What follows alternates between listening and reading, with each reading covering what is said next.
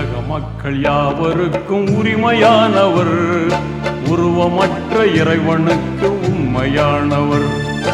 உலக மக்கள் யாவருக்கும் உரிமையானவர், உருவமற்ற இறைவனுக்கு உண்மையானவர்.